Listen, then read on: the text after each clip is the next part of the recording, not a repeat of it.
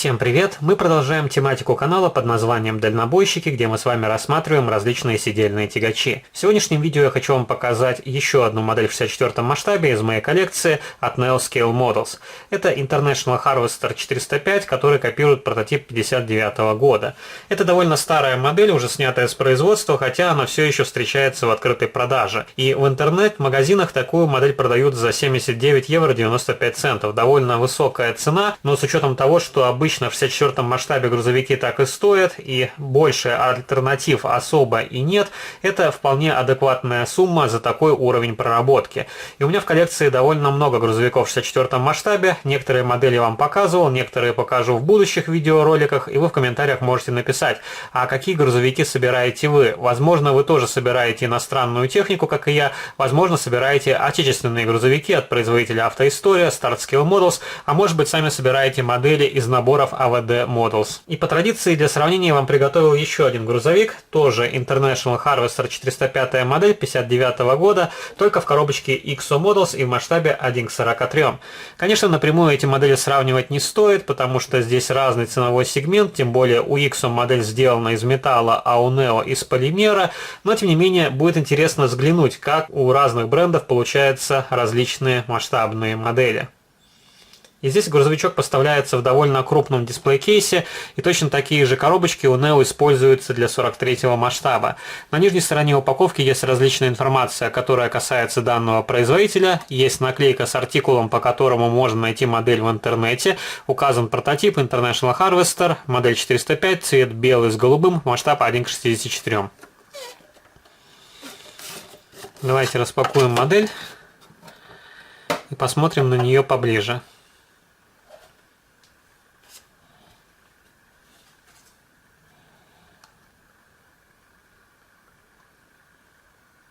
Грузовик отлично покрашен, также хорошо проработан с учетом маленького масштаба.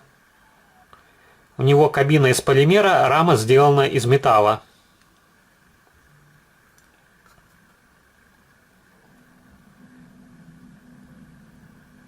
Несомненный плюс модели от NeoScale Models – это высокая проработка кабины грузовика, также хорошо проработан интерьер, он окрашен.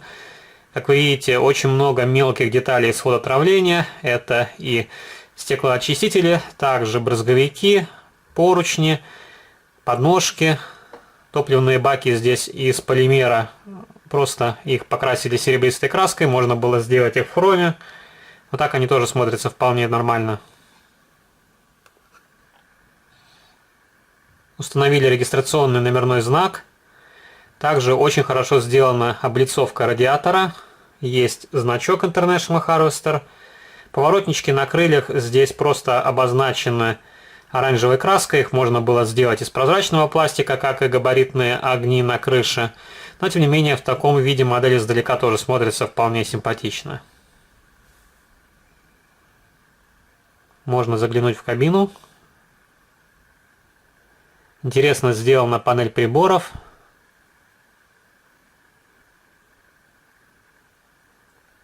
Немножко поцарапано боковое стекло, и не углядел, когда покупал модель. И эту царапинку, я думаю, больше теперь ничем не уберешь. Выхлопная труба здесь тоже обозначена серебристой краской, как и воздуховод на воздушный фильтр. Рабочее седло. Задние фонари из прозрачного пластика, вполне хорошие покрышки, выразительный протектор и отлично проработаны колесные диски. Модель крепится при помощи двух шурупчиков к подставке. Откручивать сегодня я ее не стану, снизу там особо не на что смотреть. Идет карданный вал, имитация двигателя и задняя балансирная тележка. Модель довольно хрупкая, и лишний раз ее брать в руки не рекомендуется.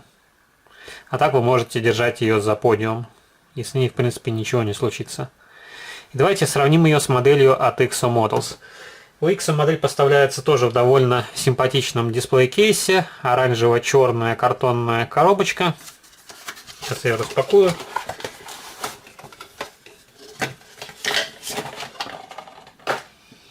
Так так выглядит дисплей-кейс. Также есть фиксационный блистер, который предотвращает повреждение модели при пересылке. И грузовик тоже окрашен в бело-синий вариант окраски, только немножко отличается схема полосок.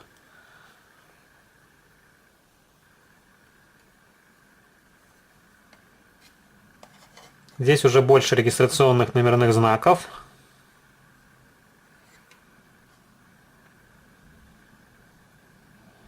В отличие от модели Neo Scale Models, дверные ручки здесь просто отлиты вместе с кабиной грузовика. Их обозначили серебристой краской.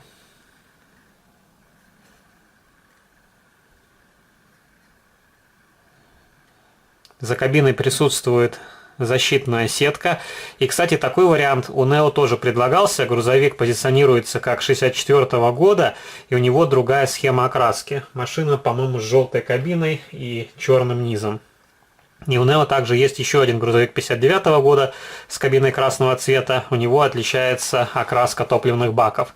У этой модели они серебристые, а у второго варианта они черные. И вторая модель тоже есть в моей коллекции, мы ее рассмотрим чуть позже в другом видеоролике.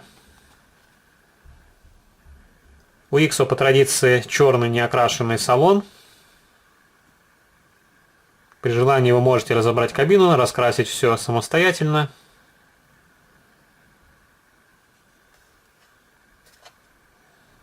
Поворотники, как и на модели от Neo, обозначены просто оранжевой краской. Вполне симпатичная осветительная техника. Здесь уже значок выполнен в виде обычной декали, а не как из фототравления на модели от Neo Scale Models. И облицовка радиатора тоже сделана из пластика.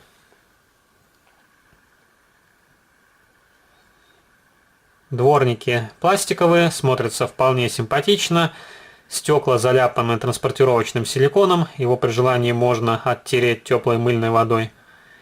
И на крыше грузовика два клаксона, на модели от Neo один. И давайте сравним два грузовичка.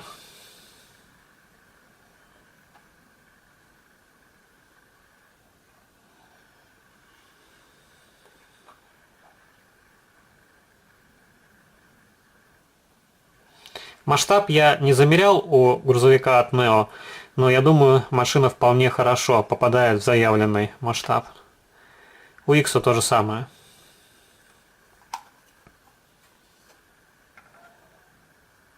Модели от Иксо тоже задние фонари сделаны из прозрачного пластика.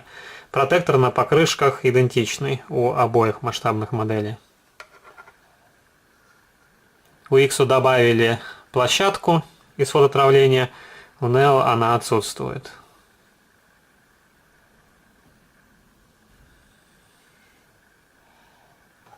Можно еще посмотреть грузовики с разных ракурсов.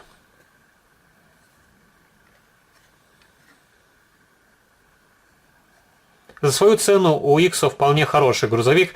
Их в Европе продают за 26-36 евро, в зависимости от магазина. И в принципе за 26 евро это более чем достойный образец. И такие грузовики также выходили в рамках журнальных серий в Испании и во Франции. И в журнальной серии грузовик позиционировался тоже как 1959 года, и с ним предлагался еще полуприцеп.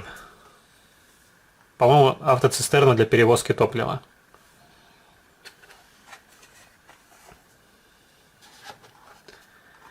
Вот такая вполне хорошая модель, которая может стать украшением вашей коллекции, если вы собираете грузовики в 64-м масштабе, также американскую технику, и можете в комментариях написать, что вы думаете о этой масштабной копии.